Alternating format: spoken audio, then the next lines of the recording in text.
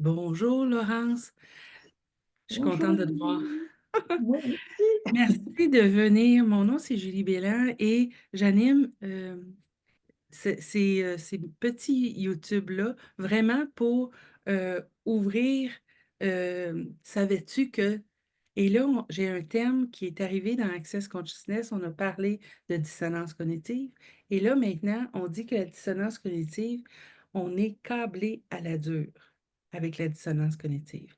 Et en discutant avec Laurence, Laurence m'a vraiment expliqué qu'est-ce que c'est que le, le câblage à la dure.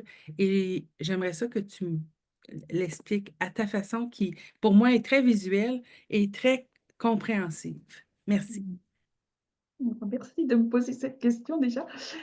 Oui, alors avec mon passé d'informaticienne, c'est un des mots que j'utilisais en fait, de câbler en dur ou de câbler en permanent. Voilà. Donc c'est le fait d'aller relier deux choses de manière physique. On va les câbler entre elles, on les relie entre elles. Ce qui fait que ces deux choses, elles ne peuvent communiquer, enfin souvent c'est deux machines, hein, si on est dans le domaine de l'informatique par exemple, c'est deux équipements informatiques qui ne peuvent dialoguer qu'entre elles. Elles ne peuvent pas dialoguer avec d'autres machines parce qu'elles sont câblées en dur, c'est-à-dire qu'il y a un câble qui va de l'une à l'autre et elles peuvent juste échanger des informations entre elles deux. Elles ne peuvent pas aller vers d'autres machines, elles ne peuvent pas discuter avec d'autres équipements.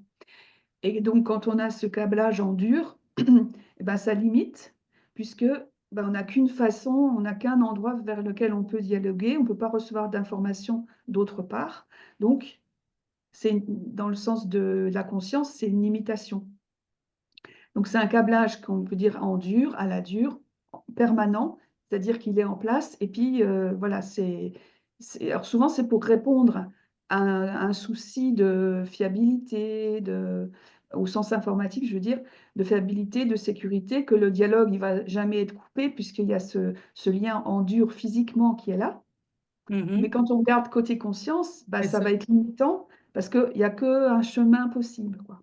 Voilà. Ah, C'est ça le oui. truc, c'est Et que, c'est là, si ouais. on parlait tout à l'heure de la dissonance cognitive, je pense que je vais faire la suite là-dessus, où est-ce qu'on disait câbler en dur, quand on a une dissonance cognitive, non seulement ça nous limite, mais on a deux idées qui arrivent ou deux manières de fonctionner, puis on va essayer d'agencer les deux. Et puis, et quand on est câblé en dur, est-ce que ça nous limite vraiment de voir les possibilités, de voir... C'est Oui, ça que ça veut dire. exactement. Je Parce comprends. voilà, c'est vraiment comme s'il n'y avait qu'un seul chemin pour aller d'un point A à un point B. Donc, c'est OK. ce câble qu'on met en place, ce fil, voilà, ce fil électrique, ce fil informatique, cette liaison qui fait que bah, il y a pas d'autre choix possible que de passer par là.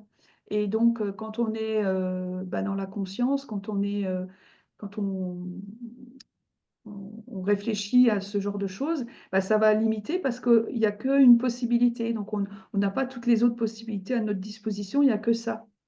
Et c'est un moyen de se limiter aussi, de se dire, bah non, je peux faire que d'aller de ce point-là à ce point-là, je peux aller que de cette personne-là, de moi vers cette personne-là et vice-versa.